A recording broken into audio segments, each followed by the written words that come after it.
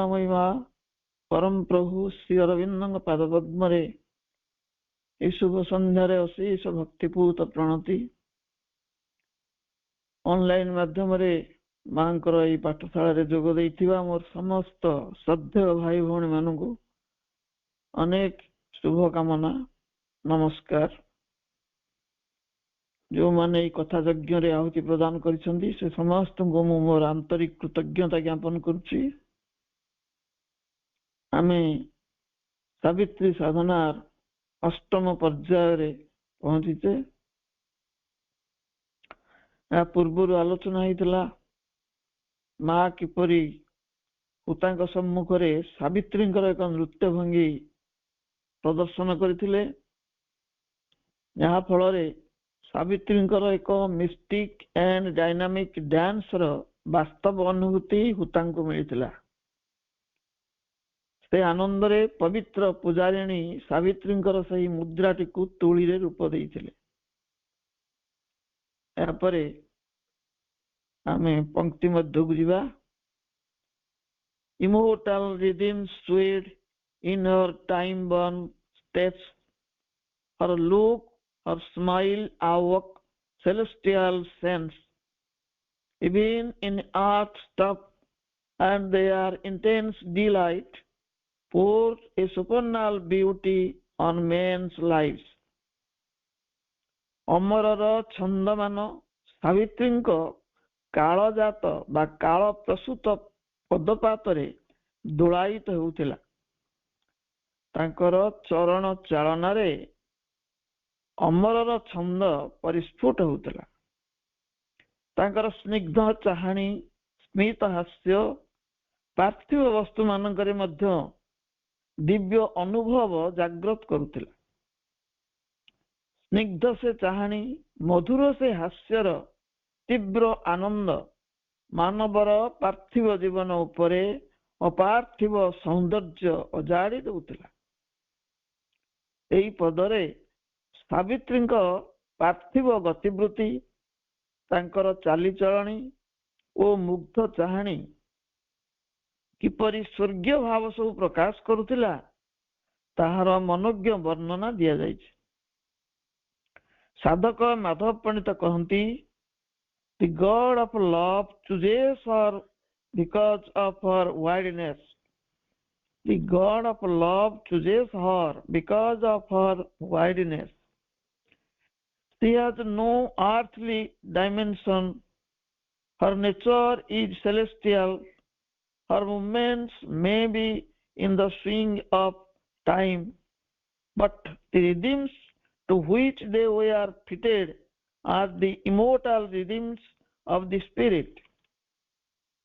A single look, a smile from her awakes a celestial sense even in earthly creatures and pours beauty on man's lives. Savitri कौनसी पार्थिव परिवेश बा जागतिक वातावरण मध्य बास करू नथिले। जदिओ से एई पृथ्वी रे थिले, पार्थिव वातावरण रे अवस्थान करुथिले, किंतु ता भीतर से मग्न नथिले। तांकर चेतना एते विशाल थिला जे प्रेम देवता सेठारे अवस्थान करिया पई उपयुक्त स्थानटीए बाछिथिले। से अप्राकृत दिव्य स्वर्गीय प्रकृतिर अधिकारिणी थिले। महासावित्री अप्राकृत दिव्य स्वर्गीय प्रकृतिर अधिकारिणी थिले।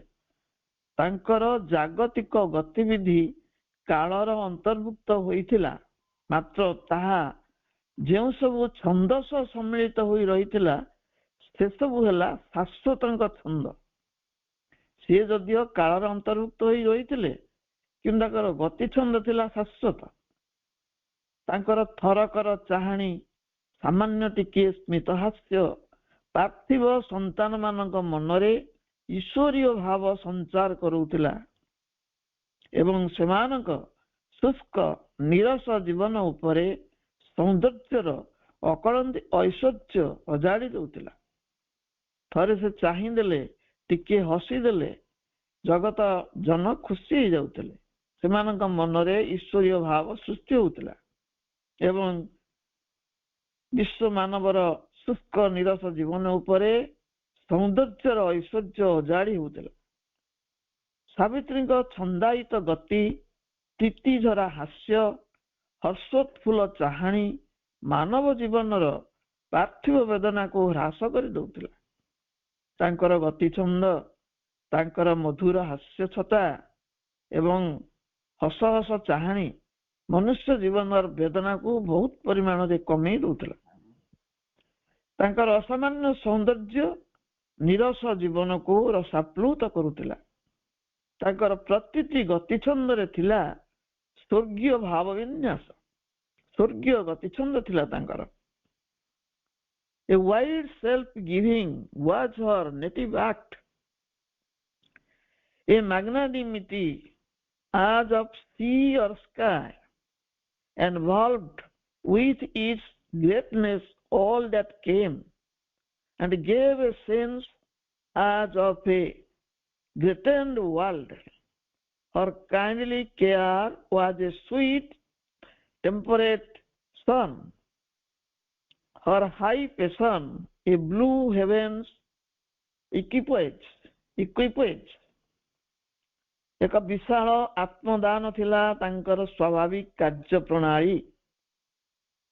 ସମୁଦ୍ର ବା ଆକାଶ ପରି ଏକ ମହାନୁଭବତା ତାଙ୍କୁ ଘେରି ରହିଥିଲା। ଏକ ମହାନୁଭବ ଭାବ ଆକାଶ ଆଉ ସମୁଦ୍ର ଭଳି ତାଙ୍କ ଚତୁଃପାର୍ଶ୍ୱରେ ବେଢ଼ି ରହିଥିଲା।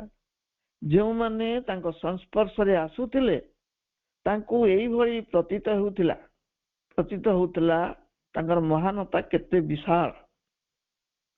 ସେମାନେ ଏକ ମହତ୍ତର ଜଗତର ମହିମାମୟ ଅନୁଭୂତିରେ ଅଭିଭୂତ ହୋଇ ପଡୁଥିଲେ। ତାଙ୍କର ସହୃଦୟ ଭାବଯୁକ୍ତ ଯତ୍ନ ଏବଂ ସମଶୀତୋଷ୍ଣ ସୂର୍ଯ୍ୟ ସଦୃଶ ତାଙ୍କର ସହୃଦୟ ଭାବଯୁକ୍ତ ଯତ୍ନ ଏକ ସମଶୀତୋଷ୍ଣ ସୂର୍ଯ୍ୟ ସଦୃଶ ସୁଖଦାୟୀ ଥିଲା। ତାଙ୍କର ସମୁନ୍ନତ ପ୍ରେମର ପ୍ରବେଗ ସୁନୀଳ ଅମ୍ବର ପରି ଶାନ୍ତ, ସମାହିତ, ଅଚଞ୍ଚଳ ଥିଲା। ବିଶାଳ ପ୍ରେମ ସେ ପ୍ରଦାନ କରୁଥିଲେ ବିଶ୍ୱକୁ। ସାଧାରଣ ମର୍ତ୍ତ୍ୟମାନବ ପାଇଁ ଦୁର୍ଲଭ ଯେଉଁ ସବୁ ଗୁଣ, ସେଗୁଡ଼ିକ ସାବିତ୍ରୀଙ୍କ ଠାରେ ସ୍ୱାଭାବିକ ଭାବେ ଦେଖିବାକୁ ମିଳୁଥିଲା। ମଣିଷ ପାଇଁ ଯେଉଁ ଗୁଡ଼ିକ ଦୁର୍ଲଭ ଗୁଣ, ତାହା ଥିଲା ସାବିତ୍ରୀଙ୍କର ସ୍ୱାଭାବିକ ଗୁଣାବଳୀ। ଅବାଧ ଆତ୍ମଦାନ ଥିଲା ତାଙ୍କର ସ୍ୱଭାବ ସୁଲଭ ପ୍ରବୃତ୍ତି। ସାଗର ବା ଆକାଶ ପରି ତାଙ୍କର ଚେତନା ଥିଲା ଉଦାର ଓ ବିଶାଳ। ତାଙ୍କ ସାନ୍ନିଧ୍ୟରେ ଆସିଲେ ସେହି ବିଶାଳତାର ଭାବ ଅନୁଭୂତ ହେଉଥିଲା। ବିଶାଳତା ସଂସ୍ପର୍ଶରେ ଆସିଲେ ମନୁଷ୍ୟ ସଂକୀର୍ଣ୍ଣ ଭାବ ବିଶାଳ ହେଇଯାଏ।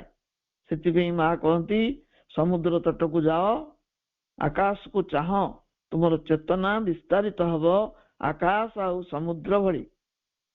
ସାଧାରଣ ଲୋକଟି ତାର କ୍ଷୁଦ୍ର ଅହଂକୁ ନେଇ ବ୍ୟସ୍ତ ରହେ। ସାବିତ୍ରୀଙ୍କ ସାନ୍ନିଧ୍ୟର ବାତାବରଣ ମଧ୍ୟକୁ ଆସିଗଲେ ସେ ଦେଖେ ତାର ସେ କ୍ଷୁଦ୍ରତା କେଉଁ ଆଡେ ଉଭେଇ ଯାଇଛି। କ୍ଷୁଦ୍ରତାକୁ ସେ ହରେଇ ବସେ ସାବିତ୍ରୀଙ୍କର ସେହି ପବିତ୍ର ବାତାବରଣର ସଂସ୍ପର୍ଶରେ। ସେ ଏକ ମହତ୍ତର ଜଗତର ସ୍ପର୍ଶ ପ୍ରାପ୍ତ କଲା ଭଳି ଅନୁଭବ କରେ। ଏ ସମସ୍ତ ବିଶିଷ୍ଟ ଗୁଣ ବା ଲକ୍ଷଣ ସାବିତ୍ରୀଙ୍କ ସତ୍ତାରେ ସ୍ୱାଭାବିକ ଭାବେ ପ୍ରତିଷ୍ଠିତ ହୋଇକି ରହିଥିଲା। ଅନୁକମ୍ପା ଭରା ତାଙ୍କ ହୃଦୟ ଅନ୍ୟମାନଙ୍କ ପାଇଁ ସୁକୋମଳ ସୂର୍ଯ୍ୟାଲୋକ ଭଳି ଯତ୍ନଶୀଳ ଥିଲା। ତାଙ୍କ ହୃଦୟରେ ଭରି ରହିଥିଲା ଅନୁକମ୍ପା। କୋମଳ ସୂର୍ଯ୍ୟାଲୋକ ଭଳି ତାହା ଆରାମ ପ୍ରଦାୟୀ ଥିଲା। ସଦା ସାହାଯ୍ୟ ପାଇଁ ପ୍ରସ୍ତୁତ ସାବିତ୍ରୀଙ୍କ ସତ୍ତା ମଧ୍ୟରେ ଉତ୍ତୁଙ୍ଗ ଆବେଗ ସବୁ ପୂରି ରହିଥିଲା। ସର୍ବଦା ସେ ପ୍ରସ୍ତୁତ ଥିଲେ ଅନ୍ୟମାନଙ୍କୁ ସାହାଯ୍ୟ କରିବା ପାଇଁ, କିନ୍ତୁ ତାହା ଥିଲା ଶାନ୍ତ, ସମାହିତ, ନୀଳାକାଶ ସମ ଉଦାର ଓ ପ୍ରଶାନ୍ତ। ତାଙ୍କର ଉତ୍ତୁଙ୍ଗ ଆବେଗ ଥିଲା। ସେ ଆବେଗ ଉଦ୍ବେଗ ଯୁକ୍ତ ନଥିଲା। ତାହା ଥିଲା ଶାନ୍ତ, ସମାହିତ, ଆକାଶ ଭଳି ଉଦାର ଆଉ ପ୍ରଶାନ୍ତ। ତାଙ୍କ ନିଜସ୍ୱ ବିଶାଳ ଚେତନାର ପରିସର ମଧ୍ୟରେ ସେ ସମୁଦ୍ରକୁ ଯେପରି ଆବିଷ୍ଟ କରି ସମସ୍ତଙ୍କୁ ଯେପରି ଆବିଷ୍ଟ କରି ରଖିଥିଲେ। ତାଙ୍କର ଚେତନା ଥିଲା ବିଶାଳ। ସେ ବିଶାଳ ପରିସର ମଧ୍ୟରେ ସେ ସମସ୍ତଙ୍କୁ ଜଡେଇ ଧରିଥିଲେ, ଆବିଷ୍ଟ କରି ରଖିଥିଲେ। ମହାନ ସାଧକ ଶ୍ରୀ ଅରବିନ୍ଦଙ୍କ ଅଙ୍ଗଲାଗି ସେବକ ସମ୍ମାନନୀୟ ଏ ବି ପୁରାଣୀ ସାବିତ୍ରୀଙ୍କ କାଇଣ୍ଡଲି କେୟାର ସମ୍ପର୍କରେ ଆଲୋକପାତ କରିଛନ୍ତି। ସାବିତ୍ରୀଙ୍କର kindly care, the element of sympathy and universal helpfulness proceeded not so much from the human part of her nature as from the godlike element which she brought with her. ତାତ୍ପର୍ଯ୍ୟ ହେଉଛି ସାବିତ୍ରୀଙ୍କ ସତ୍ତା ନିହିତ ଅନୁକମ୍ପାର ମୂଳ ଉପାଦାନ ଓ ସାର୍ବଜନୀନ ସହାୟତାର ଭାବ ତାଙ୍କ ପ୍ରକୃତିର ମାନବୀୟ ବିଭାବରୁ ଯେତେ ଆସୁନଥିଲା, ତା ବହୁ ଅଧିକ ଭାବେ ସେ ନିଜ ସହିତ ଉତ୍ତାରି ଆଣିଥିବା ଦିବ୍ୟ ଉପାଦାନ ମାନଙ୍କରୁ ନିଃସୃତ ହେଇ ଆସୁଥିଲା। ସାବିତ୍ରୀଙ୍କର ସତ୍ତାର ଯୋଉ ଅନୁକମ୍ପା ଥିଲା, ତାର ମୂଳ ଉପାଦାନ ଆଉ ସାର୍ବଜନୀନ ଯୋଉ ସହାୟତାର ଭାବ ତାଙ୍କ ପ୍ରକୃତିର ମାନବୀୟ ବିଭାବରୁ ଆସୁନଥିଲା, ସେ ବହୁ ଅଧିକ ଭାବରେ ଆସୁଥିଲା ତାଙ୍କ ସହିତ ସେ ଆଣିଥିବା ଦିବ୍ୟ ଉପାଦାନ ମାନଙ୍କ ମଧ୍ୟରୁ। ଅନୁକମ୍ପାର ଅଫୁରନ୍ତ ଉତ୍ସ ଥିଲେ ସାବିତ୍ରୀ, ଅନୁକମ୍ପାର ଅଫୁରନ୍ତ ଉତ୍ସ। ତାଙ୍କ ସତ୍ତା ନିହିତ ଦିବ୍ୟତାରୁ ସକଳଙ୍କ ପ୍ରତି କୃପାର ଅବାରିତ ଧାରା ନିରନ୍ତର ଝରି ଆସୁଥିଲା। ତାଙ୍କ ସତ୍ତାରେ ନିହିତ ଥିଲା ଦିବ୍ୟତା ଏବଂ ସେ ଦିବ୍ୟତାରୁ ଅବାରିତ ଭାବରେ କୃପା ଧାରା ଝରୁଥିଲା ପ୍ରତ୍ୟେକଙ୍କ ପାଇଁ। As mighty a soul fly like a hunted bird, escaping with tired wings from a world of storms, and a quiet reach like a remembered breast in a heaven of safety and splendid soft repose. One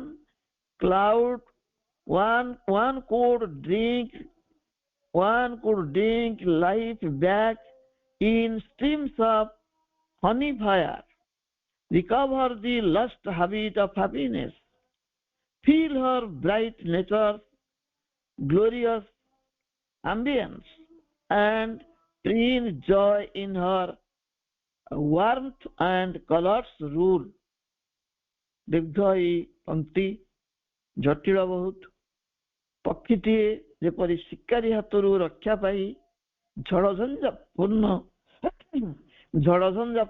ଜଗତ ମଧ୍ୟ ଦେଇ କ୍ରାନ୍ତ ଡେଣା ମେଲାଇ ଉଡ଼ିଯାଏ। ପକ୍ଷୀଟିଏ ଯେତେବେଳେ ଶିକାରୀ ହାତରୁ ଖସିଯାଏ, ଝଡ଼ଝଞ୍ଜାପୂର୍ଣ୍ଣ ଜଗତ ମଧ୍ୟ ଦେଇ ତାର କ୍ରାନ୍ତ ଡେଣା ଦୋହଲେଇ ସେ ଉଡ଼ିଯାଏ ଏବଂ ତାର ଅତି ପରିଚିତ ମାତୃ କ୍ରୋଡ଼ ପରି ନିରାପଦ ନୀଡ଼ଟିରେ ନିର୍ବିଘ୍ନରେ ପହଞ୍ଚି ବିଶ୍ରାମ ନିଏ। ତାର ନୀଡ଼ଟି ହେଉଛି ମାର କୋଳ ଭଳି ନିରାପଦ। ସେଇ ନୀଡ଼ଟିରେ ସେ ନିର୍ବିଘ୍ନରେ ପହଞ୍ଚି ବିଶ୍ରାମ ନିଏ। ଠିକ ସେଇଭଳି ଏକ ଆତ୍ମସତ୍ତା ସଂସାରର ଝଡ଼ଝଞ୍ଜାରୁ ଅପସରି ଆସି ଶାଶ୍ୱତଙ୍କ ବକ୍ଷରେ ନିରାପଦ ଆଶ୍ରୟ ସ୍ଥଳ ପାଇ ଅନୁପମ ସୁକୋମଳ ବିଶ୍ରାନ୍ତି ଲାଭ କରେ। ପକ୍ଷୀ ସହିତ ଏଠି ଆତ୍ମାକୁ ତୁଳନା କରାଯାଇଛି। ପକ୍ଷୀଟି ଯେମିତି ତାର ନୀଡ଼ରେ ଆଶ୍ରୟ ନିଏ, ଠିକ ସେଇଭଳି ଗୋଟେ ଆତ୍ମସତ୍ତା ସଂସାର ଯୋଉ ସାଂସାରିକ ଝଡ଼ଝଞ୍ଜା ଅଛି ତା ଭିତରୁ ଖସି ଆସେ, ଶାଶ୍ୱତଙ୍କ ବକ୍ଷରେ ସେ ଆଶ୍ରୟ ପାଏ। ସେ ଆଶ୍ରୟ ଏକ ନିରାପଦ ଆଶ୍ରୟ ସ୍ଥଳ ଏବଂ ଅନୁପମ ସୁକୋମଳ ବିଶ୍ରାନ୍ତି ସେ ଲାଭ କରେ। ସେହିପରି ଜଣେ ଚିର ଦୁଃଖୀ ମଣିଷ ସାବିତ୍ରୀଙ୍କ ସାନ୍ନିଧ୍ୟର ପରିବେଶରେ ପହଞ୍ଚି ମଧୁ ଅଗ୍ନିସ୍ରୋତ ରୂପକ ଜୀବନ ମଦିରା ପାନ କରିପାରେ। ଚିର ଦୁଃଖୀ ମଣିଷଟିଏ ଯେତେବେଳେ ସାବିତ୍ରୀଙ୍କ ସାନ୍ନିଧ୍ୟକୁ ଆସେ, ସେଠି ମଧୁର ଅଗ୍ନିସ୍ରୋତ ରୂପକ ଜୀବନର ମଦିରାକୁ ସେ ପାନ କରେ। ହରାଇଥିବା ସୁଖ ଶାନ୍ତିର ଅଭ୍ୟାସ ଗୁଡିକ ପୁନର୍ବାର ସେ ପ୍ରାପ୍ତ କରେ। ସାବିତ୍ରୀଙ୍କ ତେଜମୟ ପ୍ରକୃତିର ଭବ୍ୟ ପରିବେଶକୁ ସେ ଅନୁଭବ କରିପାରେ ଏବଂ ତାର ଉଷ୍ମତା ଓ ରଙ୍ଗରେ ମଗ୍ନ ହୋଇ ଆନନ୍ଦ ଉପଲବ୍ଧି କରେ। ସାବିତ୍ରୀଙ୍କର ଯୋଉ ତେଜମୟ ପ୍ରକୃତି, ତାଙ୍କର ଯୋଉ ଭବ୍ୟ ପରିବେଶ, ସେ ତାକୁ ଅନୁଭବ କରେ ଏବଂ ତାର ଉଷ୍ମତା ଆଉ ରଙ୍ଗରେ ସେ ମଗ୍ନ ହୋଇ ଆନନ୍ଦ ଉପଲବ୍ଧି କରେ। ଖ୍ରୀଷ୍ଟ ଏହି ଅନୁଚ୍ଛେଦଟିର ସରଳ ଭାବାର୍ଥ ହେଉଛି ଯେ ଏଠାରେ ସୋଲ ବା ଆତ୍ମାକୁ ଏକ ପକ୍ଷୀ ସହିତ ତୁଳନା କରାଯାଇଛି। ପକ୍ଷୀ ଯେପରି ଆମେ ସବୁବେଳେ ପ୍ରାଣ ପକ୍ଷୀ କହୁ, ଏଠାରେ ଆତ୍ମାକୁ ପକ୍ଷୀ ସାଙ୍ଗରେ ତୁଳନା କରାଯାଇଛି। ପକ୍ଷୀଟି ଯେପରି ଶିକାରୀ ହାତରୁ ଖସି ଆସିଛି, ଝଡ଼ ବାତ୍ୟା ଭିତର ଦେଇ ଉଡ଼ି ଉଡ଼ି କ୍ଳାନ୍ତ ଡେଣା ନେଇ ଏକ ପରିଚିତ ନିଡ଼ରେ ପହଞ୍ଚି ଯାଇଛି, ସେଠାରେ ନିଜକୁ ସୁରକ୍ଷିତ ଅନୁଭବ କରୁଛି। ତା ନିଜ ନିଡ଼ରେ ପୁନର୍ଜୀବନ ପ୍ରାପ୍ତ ହେଲା ପରି ଶାନ୍ତିରେ ନିଶ୍ୱାସ ମାରୁଛି, କାରଣ ଶିକାରୀ ହାତରୁ ଜୀବନ ବଞ୍ଚେଇ ଖସି ଆସିଛି, ତାକୁ ଲାଗୁଛି ସେ ପୁନର୍ଜୀବନ ପ୍ରାପ୍ତ କରିଛି। ଠିକ ସେହିପରି ଆତ୍ମରୂପକ ପକ୍ଷୀଟି ସାଂସାରିକ ଝଡ଼ଝଞ୍ଜା ଭିତରେ ଗତି କରି କ୍ଳାନ୍ତ ହୋଇପଡ଼େ। ଶେଷରେ ପରମ ଶାଶ୍ୱତଙ୍କ ଠାରେ ତାର ଏକ ପରିଚିତ ସ୍ଥାନ ପାଇ ଶାନ୍ତିରେ ବିଶ୍ରାମ କରେ। କ୍ଳାନ୍ତ ହୋଇପଡ଼େ। ସଂସାର ଝଡ଼ଝଞ୍ଜାରେ ପରିପୂର୍ଣ୍ଣ ବ୍ୟକ୍ତି, ଝଡ଼ଝଞ୍ଜା ଦ୍ୱାରା ଆକ୍ରାନ୍ତ ବ୍ୟକ୍ତିର ଆତ୍ମା ଏ ଝଡ଼ଝଞ୍ଜା ଭିତରେ ଦେଇ ଗତି କରେ, କ୍ଳାନ୍ତ ହୋଇପଡ଼େ। ଶେଷରେ ପହଞ୍ଚେ ଆଶ୍ରୟ ପାଏ କୋଉଠି ନା ପରମ ଶାଶ୍ୱତଙ୍କ ଠାରେ। ସେଇଠି ଗୋଟିଏ ପରିଚିତ ସ୍ଥାନ ପାଇ ଶାନ୍ତିରେ ବିଶ୍ରାମ କରେ। ଠିକ ସେହିପରି ଜଣେ ଆଧ୍ୟାତ୍ମିକ ସାହାଯ୍ୟ ପାଇବାକୁ ଇଚ୍ଛା କରି ସାବିତ୍ରୀଙ୍କ ଦିବ୍ୟ ପରିବେଷ୍ଟନୀ ମଧ୍ୟରେ ପହଞ୍ଚିଯାଏ, ସେତେବେଳେ ତାକୁ ତାର ମା କୋଳର ସୁରକ୍ଷା ମିଳିଗଲା ଭଳି ସେ ଅନୁଭବ କରେ। ଯେ ଆଧ୍ୟାତ୍ମିକ ଅଭିପ୍ସୁ, ଆଧ୍ୟାତ୍ମିକ ସାହାଯ୍ୟ ପାଇବାକୁ ଚାହୁଁଛି, ସେ ଯଦି ସାବିତ୍ରୀଙ୍କର ଦିବ୍ୟ ସାନ୍ନିଧ୍ୟ ମଧ୍ୟକୁ ଆସିଯାଏ, ସେତେବେଳେ ତାକୁ ତାର ମା କୋଳର ସୁରକ୍ଷା ମିଳିଗଲା ଭଳି ସେ ଅନୁଭବ କରେ। ତାଙ୍କର ସାନ୍ନିଧ୍ୟରେ, ସେଇ ଭବ୍ୟ ପରିବେଶ ମଧ୍ୟରେ ତାର ଯଥାର୍ଥ ଜୀବନଟିକୁ ଫେରି ପାଏ। ସାବିତ୍ରୀଙ୍କ ସାନ୍ନିଧ୍ୟକୁ ଆସିଲେ ଯଥାର୍ଥ ଜୀବନର ଉପଲବ୍ଧି ସେ ପ୍ରାପ୍ତ କରେ। ସାବିତ୍ରୀଙ୍କ ଆଧ୍ୟାତ୍ମିକ ପ୍ରଭାବ ଭିତରେ ଉଷ୍ମ ଅଥଚ ମଧୁର ଏକ ପ୍ରବାହର ସ୍ପର୍ଶ ସେ ପାଏ। ସାବିତ୍ରୀଙ୍କର ଆଧ୍ୟାତ୍ମିକ ପ୍ରଭାବ ଏଇଭଳି, ସେଠି ଉଷ୍ମ ଆଉ ମଧୁର ପ୍ରବାହର ଧାରା ଛୁଟୁଛି, ସେ ତାର ସ୍ପର୍ଶ ପାଏ। ତା ସହିତ ସେ ହଜେଇ ଦେଇଥିବା ଖୁସି ଓ ଆନନ୍ଦକୁ ପୁଣି ଥରେ ଫେରି ପାଏ। ଯୋଉ ଆନନ୍ଦକୁ ସେ ହଜେଇ ଦେଇଥିଲା, ତାକୁ ପୁନର୍ବାର ତାହା ପ୍ରାପ୍ତ ହୁଏ।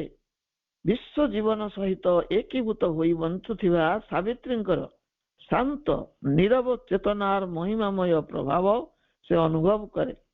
ସାବିତ୍ରୀ ନିଜ ପାଇଁ ବଞ୍ଚୁ ନଥିଲେ, ସେ ସ୍ୱୟଂ ଥିଲେ ବିଶ୍ୱ ଜୀବନ। ବିଶ୍ୱ ଜୀବନ ସହିତ ସେ ଏକାତ୍ମ, ବିଶ୍ୱ ଜୀବନ ସହିତ ଏକୀଭୂତ ହୋଇ ବଞ୍ଚୁଥିବା ସାବିତ୍ରୀଙ୍କର ଶାନ୍ତ ନୀରବ ଚେତନାର ମହିମାମୟ ପ୍ରଭାବ ସେଇ ବ୍ୟକ୍ତିଟି ଅନୁଭବ କରେ। ତାଙ୍କ ସ୍ନେହର ଉଷ୍ମତା ପ୍ରାପ୍ତ କରି ଜୀବନକୁ ସାର୍ଥକ ମଣେ। ତାଙ୍କ ପ୍ରେମପୂର୍ଣ୍ଣ ବର୍ଣ୍ଣିଳ ପରିବେଶ ମଧ୍ୟରେ ସେ ସଂସାରର ସମସ୍ତ ଦୁଃଖ ଭୁଲିଯାଏ। ତାଙ୍କର ପ୍ରେମପୂର୍ଣ୍ଣ ରଙ୍ଗୀନ ଉଷ୍ମତା ସେ ପ୍ରାପ୍ତ କରେ ଏବଂ ଜୀବନ ତାର ସାର୍ଥକ ହୋଇ ଉଠେ। ତାଙ୍କ ପ୍ରେମପୂର୍ଣ୍ଣ ବର୍ଣ୍ଣିଳ ପରିବେଶ ମଧ୍ୟରେ ସେ ସଂସାରର ସମସ୍ତ ଦୁଃଖ ଭୁଲିଯାଏ। ସେ ପୁନର୍ବାର ଶକ୍ତି ସଂଗ୍ରହ ପୂର୍ବକ ଜଟିଳ ସଂସାରର ସମ୍ମୁଖୀନ ହେବାକୁ ପ୍ରସ୍ତୁତ ହୁଏ। ହରାଇଥିବା ଶକ୍ତି ସେ ଫେରି ପାଏ। ଏ ସଂସାରର ସାମ୍ନା କରିବା ପାଇଁ ସେ ପ୍ରସ୍ତୁତ ହେଇଯାଏ, କାରଣ ଏ ସଂସାର ହଉଛି, ଏ ଜଗତ ହଉଛି ଅତି ଜଟିଳ। ଏହାର ପ୍ରାସଙ୍ଗିକତାକୁ ଶ୍ରୀ ଅରବିନ୍ଦ ତାଙ୍କର ଏକ ପତ୍ର ମାଧ୍ୟମରେ ଉପସ୍ଥାପିତ କରିଛନ୍ତି, ଯାହାର ଅର୍ଥ ହେଲା, ଯେ କେହି ସୁଖ ହରେଇଛି ସେ ଆଧ୍ୟାତ୍ମିକ ସାନ୍ତ୍ୱନା ଏବଂ ପୁନର୍ଜୀବନ ଆବଶ୍ୟକ କରୁଛି। ଯଦି କିଏ ସୁଖ ହରାଏ, ତାର କଣ ଦରକାର? ଏକ ଆଧ୍ୟାତ୍ମିକ ସାନ୍ତ୍ୱନା ଦରକାର ଏବଂ ଆଉ ଏକ ନୂତନ ଜୀବନ ଦରକାର। ଏପରି କୁହାଯାଇପାରେ, ଶିକାରୀ ହାତରୁ ଖସି ଆସିଥିବା ପକ୍ଷୀଟି ସଦୃଶ ଅନ୍ତଃପୁରୁଷ ବା ଅନ୍ତରାତ୍ମା ଜଗତ ଛାଡ଼ି ଅନନ୍ତଙ୍କ ମଧ୍ୟରେ ଆଶ୍ରୟ ଗ୍ରହଣ କରେ ଏବଂ ତାକୁ ନିଜର ସୁଖ ଶାନ୍ତିର ନୀଡ଼ ବୋଲି ଅନୁଭବ କରେ। ସେହିପରି ଜଣେ ସାବିତ୍ରୀଙ୍କ ଠାରେ ଆଶ୍ରୟ ଗ୍ରହଣ କରି ତାଙ୍କର ବାତାବରଣଟିକୁ ନିରାପଦ ଆଶ୍ରୟ ସ୍ଥଳ ରୂପେ ବିବେଚନା କରେ ଏବଂ ସେହି ପକ୍ଷୀଟି ସଦୃଶ ନିଜର ବଳ ପୁନର୍ବାର ସଂଗ୍ରହ କରି ଜଗତର ସମ୍ମୁଖୀନ ହେବାକୁ ପ୍ରସ୍ତୁତ ହୁଏ। ଶିକାରୀ ହାତରୁ ଖସି ଆସିଥିବା ପକ୍ଷୀଟି ଭଳି ହେଉଛି ଆମର ଅନ୍ତପୁରୁଷ ବା ଅନ୍ତରାତ୍ମା। ଏହି ଜଗତ ଛାଡ଼ି ସେ ଅନନ୍ତଙ୍କ ମଧ୍ୟରେ ଆଶ୍ରୟ ଗ୍ରହଣ କରେ ଏବଂ ସେହି ଆଶ୍ରୟ ସ୍ଥଳକୁ ନିଜର ସୁଖ ଶାନ୍ତିର ନୀଡ଼ ବୋଲି ଅନୁଭବ କରେ। ସେହିପରି ଜଣେ ସାବିତ୍ରୀଙ୍କ ଠାରେ ଆଶ୍ରୟ ଗ୍ରହଣ କଲେ ତାଙ୍କ ବାତାବରଣରେ ରହିଲେ ସେ ନିରାପଦ ଆଶ୍ରୟ ପାଏ ଏବଂ ସେହି ପକ୍ଷୀଟି ସଦୃଶ ନିଜର ହରେଇଥିବା ବଳ ପୁନର୍ବାର ସଂଗ୍ରହ କରି ଏହି ଝଡ଼ଝଞ୍ଜାପୂର୍ଣ୍ଣ ଜଗତର ସମ୍ମୁଖୀନ ହେବାକୁ ସାହସ ସଞ୍ଚୟ କରେ, ପ୍ରସ୍ତୁତ ହୁଏ। ଶ୍ରୀ ଅରବିନ୍ଦ ଘୋଷଣା କରିଛନ୍ତି ଯେ ସାବିତ୍ରୀ ଏଠାରେ ପୃଥିବୀକୁ ପ୍ରସ୍ତୁତ କରି ସାରିଛନ୍ତି ଏବଂ ଯେଉଁ ଅଭିନବ ଭାଗବତ ଚେତନାକୁ ସେ ବହନ କରି ଆଣିଥିଲେ ତାହା ବର୍ତ୍ତମାନ ପୃଥିବୀକୁ ଅବତରଣ କରିଛି ଏବଂ ଅଭିବ୍ୟକ୍ତ ହେବା ପାଇଁ କ୍ଷେତ୍ର ପ୍ରସ୍ତୁତ କରୁଛି। ପ୍ରଭୁ ଏହା ଘୋଷଣା କରିଛନ୍ତି, ସାବିତ୍ରୀ ଏ ପୃଥିବୀକୁ ପ୍ରସ୍ତୁତ କରି ସାରିଲେଣି ଏବଂ ଯେଉଁ ଭାଗବତ ଚେତନାକୁ ସେ ନିଜ ସହିତ ଆଣିଥିଲେ ତାହା ବର୍ତ୍ତମାନ ପୃଥିବୀକୁ ଅବତରଣ କରିସାରିଛି, କେବଳ ଅଭିବ୍ୟକ୍ତ ହେବା ପାଇଁ ବାକି ଅଛି। ସେଥିପାଇଁ ସେ କ୍ଷେତ୍ର ପ୍ରସ୍ତୁତ କରୁଛନ୍ତି। A deep of compassion, a host sanctuary, or inward help unburied a gate in heaven. Love in her was wider than the universe. The whole world could take refuge in her single heart. A deep of compassion, a host sanctuary, her inward help unburied a gate in heaven. Love in her was wider than the universe. The whole world could take refuge in her single heart. ଗଭୀର କରୁଣା ତାଙ୍କ ଖୋଲିଦେଲା ସ୍ୱର୍ଗ ଦ୍ୱାର ପଥ, ପବିତ୍ରତା ନିରବତା ସାଥେ ସହାୟତା ଥିଲା ଅବାରିତ। ବିଶ୍ୱଠୁ ବିଶାଳ ଥିଲା ପ୍ରେମ ତାଙ୍କ ବିପୁଳ ବିସ୍ତୃତ, ଏକକ ହୃଦୟ ତାଙ୍କ ଆଶ୍ରା ଦେଇପାରେ ଏହି ସମଗ୍ର ଜଗତ। ଗଭୀର କରୁଣା ତାଙ୍କ ଖୋଲିଦେଲା ସ୍ୱର୍ଗ ଦ୍ୱାର ପଥ, ପବିତ୍ରତା ନିରବତା ସାଥେ ସହାୟତା ଥିଲା ଅବାରିତ। ବିଶ୍ୱଠୁ ବିଶାଳ ଥିଲା ପ୍ରେମ ତାଙ୍କ ବିପୁଳ ବିସ୍ତୃତ, ଏକକ ହୃଦୟ ତାଙ୍କ ଆଶ୍ରା ଦେଇପାରେ ଏହି ସମଗ୍ର ଜଗତ। ସେ ଥିଲେ କରୁଣାର ଗଭୀର ସାଗର ଏବଂ ଏକ ନୀରବ ଅଭୟ ଆଶ୍ରୟସ୍ଥଳୀ। କରୁଣାର ସାଗର ଆନ୍ତର ସହାୟତା ତାଙ୍କର ସ୍ୱର୍ଗ ଅଭିମୁଖେ ଦ୍ୱାରଟିଏ ଉନ୍ମୁକ୍ତ କରିଦେଉଥିଲା। ଭିତରେ ସେ ସାହାଯ୍ୟ କରୁଥିଲେ, ଅନ୍ତର୍ଗତ ସାହାଯ୍ୟ, ସେ ସାହାଯ୍ୟ ସ୍ୱର୍ଗ ଅଭିମୁଖରେ ରୁଦ୍ଧ ଦ୍ୱାରକୁ ଉନ୍ମୁକ୍ତ କରିଦେଉଥିଲା। ବିଶ୍ୱଠାରୁ ବିଶାଳ ଥିଲା ତାଙ୍କ ଅନ୍ତରର ପ୍ରେମ, ଯେଉଁ ଏକକ ହୃଦୟ ମଧ୍ୟରେ ସମଗ୍ର ଜଗତ ଆଶ୍ରୟ ଗ୍ରହଣ କରିପାରେ। ଏତେ ବିଶାଳ ଥିଲା ତାଙ୍କର ପ୍ରେମ, ସୁବିସ୍ତୃତ ଥିଲା ତାଙ୍କର ହୃଦୟ।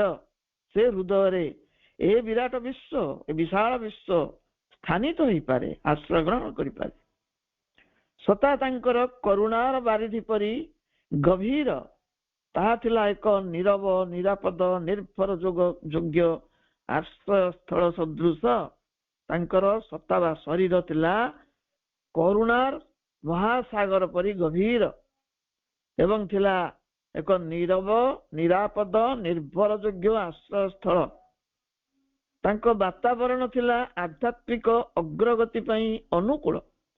ଯୋଉ ପରିବେଶରେ ସେ ଥିଲେ ସେ ପରିବେଶ ଥିଲା ଆଧ୍ୟାତ୍ମିକ ଅଗ୍ରଗତି ପାଇଁ ଅନୁକୂଳ। ତାଙ୍କ ଆନ୍ତର ସହାୟତା ସ୍ୱର୍ଗ ପ୍ରତି ଦ୍ୱାର ଉନ୍ମୁକ୍ତ କରିଦେଉଥିଲା। ଭିତରେ ସେ ସାହାଯ୍ୟ କରୁଥିଲେ, ଅନ୍ତର୍ଗତ ସାହାଯ୍ୟ, ସେ ସାହାଯ୍ୟ ସ୍ୱର୍ଗକୁ ଦ୍ୱାରଟିଏ ଫିଟେଇ ଦେଉଥିଲା। ଫଳରେ ବ୍ୟକ୍ତି ଉଚ୍ଚତର ଚେତନା ଲାଭ କରିବା ସମ୍ଭବ ହେଉଥିଲା। ତାଙ୍କ ଯୋଗୁଁ ବ୍ୟକ୍ତି उच्चतर चेतना लाभ करने संभव होता। माधव पंडित उक्ति अनुसार when she sent forth a vibration of help for anybody, it evoked a response in heaven and a gate was opened. Such a person as Savitri was fit to hold the sublime breath of love. When she sent forth a vibration of help for anybody, it evoked a response in heaven and a gate was opened. Such a person as Savitri was fit to hold the sublime breath of love. Savitri काहारी उद्देश्य रे सहायतार स्पंदनटे प्रेरित कले तार आह्वान रे स्वर्गरु प्रत्युत्तर मिलुथिला। यह स्वर्ग राज्य को द्वारटे खोली देउथिला। सावित्री यदि का उद्देश्य रे सहायता करिया पई स्पंदनटे प्रेरण करथिले से स्पंदन रे आह्वान रे स्वर्गरु गोटे प्रत्युत्तर मिलुथिला एवं स्वर्ग राज्य को द्वारटे खोली जाउथिला। There was not a selfish current. There was not a selfish current in her being, so she could embrace the whole universe. She was a source of solace, a source of power. Her help was not outwardly visible, but it was always effective. तांकर समग्र सत्ता मध्यरे गोटे भी स्वार्थपर तरंग नथिला। स्वार्थर तरंग उद्वेलित हो नथिला तांकर दिव्य सत्तारे। तेणु से सारा विश्व को निजर आलिंगन फासरे आबद्ध करी रखिथिले। सारा विश्व को से आलिंगन करिथिले। से सांत्वनार उत्स थिले, शक्तिर मूलाधार मध्य थिले। तांकर साहाय्य बाह्यत दृष्टिगोचर हो नथिला, तथापि ताहा फलप्रद थिला। तांको साहाय्य थिला अंतर्गत अंतराल जगतर साहाय्य। ता बाहर को देखा जाउ नथिला, किंतु फलप्रद थिला। सावित्रींकर समूच चेतनार विभिन्न दिग को दिव्य द्रष्टा कवि श्री अरविंद एक उच्चतर प्रेरणा प्रभाव वर्णना करिसंती। प्रभुंग लिखित मंत्रपूत से धाड़ी गुड़िक सृजनशील कवितार रूप नहीं, जहाँ साधारण मनुष्य बुद्धिर अगम्य। सावित्रींकर जो उच्चतर चेतना तार जो विभिन्न दिग अच्छी से दिग को देखि पारिथिले दिव्य द्रष्टा कवि भाव श्री अरविंद। एक उच्चतर प्रेरणार प्रभाव से ता सबू वर्णना करछंती। प्रभुंग लिखित से धाड़ी गुड़िक हूँ मंत्रपूत, मंत्र शक्ति संपन्न। से गुड़िक सृजनशील कविता रूप नहीं, जहाँ साधारण मनुष्य बुद्धिर अगम्य। साधारण मनुष्य जहाँ को बुझी करिवो नहीं। The great unsatisfied Godhead here could dwell, vacant of the dwarf self imprisoned air. Her mood could harbor his sublime breed, spiritual that can make all things divine. The great unsatisfied Godhead here could dwell, vacant of the dwarf self imprisoned air. Her mood could harbor his sublimer breed, spiritual that can make all things divine. अतृप्त सही Premiere देवता केवल सावित्रींकर विशाल हृदय ही वास करि पारले। विशाल हृदय ही वास करि Parle. Premiere देवता सब स्थान निराश होइतिले, अतृप्त थिले। खोजी खोजी से पाइले सावित्री को। सावित्रींकर विशाल हृदय ही वास करि पारले। मनुष्यर क्षुद्राति क्षुद्र स्वार्थ कलुषित रुद्ध वातावरण मुक्त सावित्रींकर विस्तृत अंतर चेतना से ही देवतांकर समुन्नत श्वास को धारण करने समर्थ हो पारिला। ମଣିଷର କ୍ଷୁଦ୍ରାତି କ୍ଷୁଦ୍ର ସ୍ୱାର୍ଥ କଳୁଷିତ ରୁଦ୍ଧ ବାତାବରଣ ଅଛି, ସେଥିରୁ ମୁକ୍ତ ଥିଲେ ସାବିତ୍ରୀ। ତାଙ୍କର ବିସ୍ତୃତ ଆନ୍ତର ଚେତନା ସେଇ ପ୍ରେମ ଦେବତାଙ୍କର ସମୁନ୍ନତ ଶ୍ୱାସକୁ ଧାରଣ କରିବା ପାଇଁ ସମର୍ଥ ହେଇପାରିଲା। ପ୍ରେମର ଶ୍ୱାସକୁ ସମସ୍ତେ ସହ୍ୟ କରିପାରିବେ ନାହିଁ, ଧାରଣ କରିପାରିବେ ନାହିଁ, ଏକମାତ୍ର ସାବିତ୍ରୀ ସମର୍ଥ ଥିଲେ।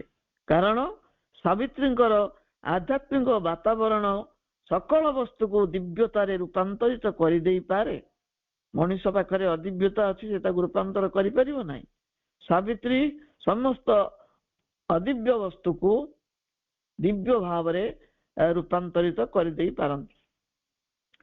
ମଣିଷଟି ତାର କ୍ଷୁଦ୍ର ଅହଂର ସଂକୀର୍ଣ୍ଣ ପରିସର ମଧ୍ୟରେ ଆବଦ୍ଧ ଥାଏ। ମଣିଷ ହଉଛି ଅହଂକାରୀ, ଅହଂର ପ୍ରାଦୁର୍ଭାବ ତା ନିକଟରେ ଅଧିକ। ତେଣୁ ମଣିଷଟି ତାର ଯୋଉ କ୍ଷୁଦ୍ର ଅହଂକାରର ସଂକୀର୍ଣ୍ଣ ପରିସର ମଧ୍ୟରେ ଆବଦ୍ଧ ହେଇକି ଥାଏ, ବନ୍ଦୀ ହେଇକି ଥାଏ, ମୁକୁଳି ପାରେ ନା ଅହଂର ବନ୍ଧନରୁ ମଣିଷ।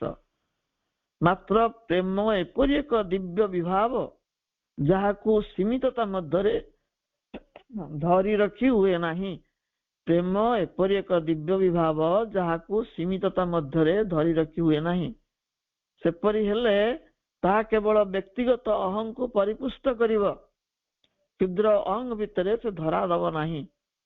ସ୍ୱର୍ଗୀୟ ଉତ୍ସରୁ ଏହାର ଉତ୍ପତ୍ତି ଏବଂ ଏହା ଏକ ମହାନ ତଥା ଆଧ୍ୟାତ୍ମିକ ସଦ୍ବସ୍ତୁ। ପ୍ରେମ ଉତ୍ସାରିତ ହେଇଛି ଏକ ସ୍ୱର୍ଗୀୟ ବସ୍ତୁରୁ, ସ୍ୱର୍ଗୀୟ ଉତ୍ସରୁ, ଏବଂ ଏହା ଏକ ମହାନ ତଥା ଆଧ୍ୟାତ୍ମିକ ସଦ୍ବସ୍ତୁ। ମାଙ୍କ ଉକ୍ତି ଅନୁସାରେ ପୃଥିବୀରେ କ୍ରିୟାଶୀଳ ଥିବା ଶକ୍ତିମାନଙ୍କ ମଧ୍ୟରେ ପ୍ରେମ ହେଉଛି ସବୁଠୁ ଅଧିକ ଶକ୍ତିଶାଳୀ।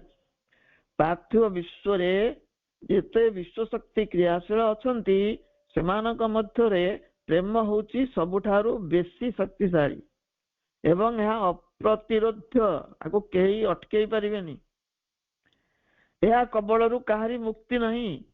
କେହି ନା କେହି ପ୍ରେମର ବଶୀଭୂତ ହେଇଛନ୍ତି, ଯଦିଓ ତାହା ମାନୁଷୀ ପ୍ରେମ ହେଇପାରେ।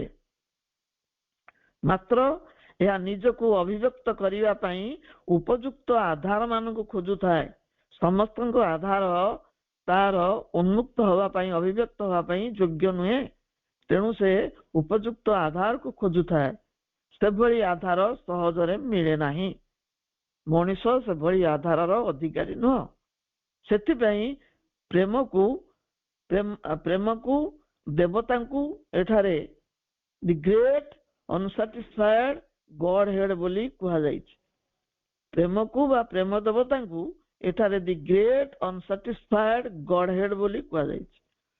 ମାତ୍ର ଏହି ଅସନ୍ତୁଷ୍ଟ ଦେବତା ସାବିତ୍ରୀଙ୍କ ହୃଦୟରେ ଅବସ୍ଥାନ କରିବା ପାଇଁ ଉପଯୁକ୍ତ କ୍ଷେତ୍ରଟିଏ ପାଇଗଲେ। ସବୁଆଡୁ ସେ ନିରାଶ ହେଲେ। କୌଣସି ମଣିଷ ପାଖରେ ସେ ତାଙ୍କ ଆଶ୍ରୟ ଖୋଜି ପାଇଲେ ନାହିଁ। କାରଣ ମାନୁଷୀ ପ୍ରେମ ହେଉଛି ବାର୍ଟର ସିଷ୍ଟମ, ଦବା ନବା ପାଇଁ ପ୍ରସ୍ତୁତ, ଦବା ନବା ଅଛି ସେଠି। ତେଣୁ ସେ ଉପଯୁକ୍ତ ସ୍ଥାନଟିଏ ପାଇଲେନି। କିନ୍ତୁ ସେଇ ଅସନ୍ତୁଷ୍ଟ ଦେବତା ସାବିତ୍ରୀଙ୍କ ହୃଦୟରେ ଅବସ୍ଥାନ କରିବା ପାଇଁ କ୍ଷେତ୍ରଟିଏ ପାଇଗଲେ। ସାବିତ୍ରୀଙ୍କ ହୃଦୟ ମନୁଷ୍ୟର କ୍ଷୁଦ୍ର ଅହଂର ସୀମିତ ପରିବେଶ ଠାରୁ ସମ୍ପୂର୍ଣ୍ଣ ମୁକ୍ତ ଥିଲା। ତାଙ୍କ ହୃଦୟ ଥିଲା ବିଶାଳ, ଅହଂକାର ସ୍ପର୍ଶ ସେଠି ନଥିଲା। ମଣିଷର ଯୋଉ କ୍ଷୁଦ୍ର ଅହଂ, ସୀମିତ ଅହଂ, ତାଠାରୁ ସେ ମୁକ୍ତ ଥିଲା ସାବିତ୍ରୀଙ୍କର ବିଶାଳ ହୃଦୟ। ମନୁଷ୍ୟର ପ୍ରକୃତି ହେଉଛି ଯେ ସେ ତାର କ୍ଷୁଦ୍ର ଚେତନାରେ ନିଜକୁ ସୁରକ୍ଷିତ ଅନୁଭବ କରେ। ଇଏ ହେଉଛି ମାନବୀୟ ପ୍ରକୃତି।